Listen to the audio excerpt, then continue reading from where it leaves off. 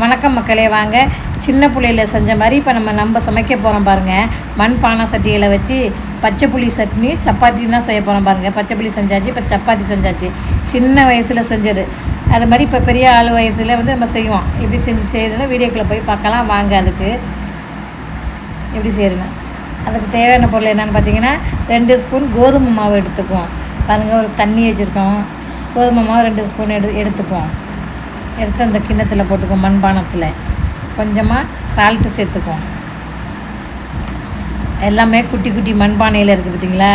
அப்போ சின்ன வயசில் விளாண்டது இப்போ நம்ம பெரிய வயசில் செய்கிறோம். இப்போ சப்பாத்தி மாவு போட்டாச்சு, சால்ட்டு போட்டோம். கொஞ்சம் கொஞ்சமாக தண்ணி சேர்த்து பிசைஞ்சு எடுத்துக்குவோம். அது கை வச்சு பிசைய முடியாது, சின்னோண்டு குட்டி பாத்திரமா பாருங்கள். ஸ்பூன்லேயே பிசைஞ்சிருவோம். பிசைஞ்சிட்டு இப்போ கையை வச்சு உருட்டி எடுத்துட்டேன் பாருங்கள். ஒரு விரலாகவே உருட்டி எடுத்துட்டேன்.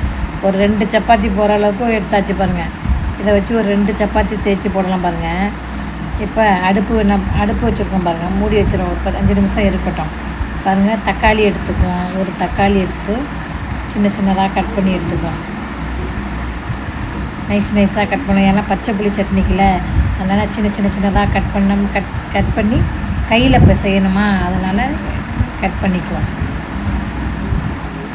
கட் பண்ணி வச்சு ஒரு தக்காளி, அதாவது சின்ன குண்டானா இருக்கா, அதனால் சின்னமாக கொஞ்சமாக செய்வோம். கொஞ்சமாக வெங்காயம் கழுவிக்குவோம்.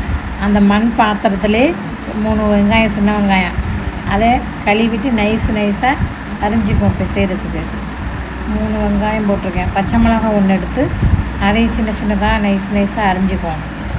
அரிஞ்சாச்சா இப்போ அந்த வடை சட்டியில் போட்டுக்குவோம். மண் வடை சட்டியில் போட்டு ஸ்பூனால் பிசைவோம். ஸ்பூனால் பிசைஞ்சால் பிசைய முடியாது. கையில் போட்டு கொஞ்சமாக புளி சேர்த்துக்குவோம், கொஞ்சோண்டு உப்பு சேர்த்துக்குவோம். இப்போ நல்லா பிசைவோம். பிசைஞ்சு அது கரண்டியில் பிசைஞ்சால் நல்லா பிசையப்படாது. நம்ம கையால் பிசைஞ்சு எடுத்தோம்னா அவ்வளோ டேஸ்ட்டாக இருக்கும் பாருங்கள். இந்த பச்சை புளி சட்னிங்கிறது சாப்பிட்டு கூட சாப்பிட்லாம். பிசைஞ்சு வச்சாச்சு பாருங்கள். இப்போ மூடி வச்சுருவோம். 5 நிமிஷம் இருக்கட்டும். அடுப்பு பற்ற வச்சாச்சு பாருங்கள். வடை சட்டியை பார்த்திங்களா, மண் சட்டியில் பார்த்திங்களா வடை சட்டி எப்படி இருக்குன்னு பாருங்கள். குட்டி வயசு பிள்ளையில் இதெல்லாம் விளாண்டது. இப்போ பெரிய ஆளாக இதெல்லாம் செஞ்சு பார்க்கணும் ஒரு ஆசை. இப்போ எண்ணெய் சட்டி சூடாகிட்டு தோசைக்கல். இப்போ எண்ணெய் தடவி வச்சா எண்ணெய் தடவிப்போம் பாருங்கள். நல்லா அடுப்பு எவ்வளோ சூப்பராக ஏறிது பாருங்கள். பார்க்கும்போதே ஆசையாக இருக்குது. கையாலேயே மாவை பிசைஞ்சாச்சு, தட்டியாச்சு சப்பாத்திக்கு. அருமையாக தட்டி வச்சா. இது மாதிரி நீங்களாம் விளாண்டுருக்கீங்களா உங்கள் வீட்டில்? எனக்கு ஆசை வந்துச்சு. நான் சின்ன பிள்ளையிலே விளாண்டதை இப்போ எங்கள் வீட்டில் வச்சு செய்கிறேன் பாருங்கள். அது மாதிரி நீங்களும் செஞ்சு பாருங்கள். உங்களுக்கே அந்த பழைய நினைவுகளாக வரும். அந்த காலத்தில் சின்ன பிள்ளையில செஞ்ச நினைவுகள் இப்போ வந்துருச்சு பாருங்கள் மண்பானையில்.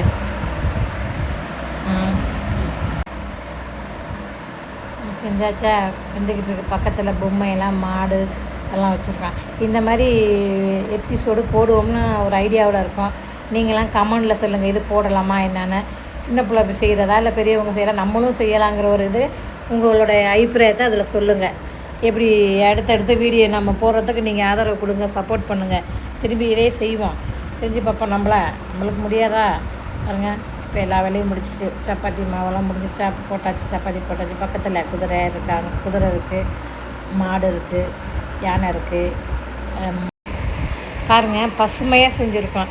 இயற்கையாக நம்ம இருக்கும்போது வீட்டில் என்ன செய்வோமோ அது மாதிரி பசுமையாக இருக்கா பார்த்திங்களா. நேச்சுரலாக கிளி மட்டும் நேச்சுரலான கிளி இருக்குது பாருங்கள். பாக்கி எல்லாமே இயற்கையாக நாங்கள் செஞ்சு வச்சுருக்கோம்.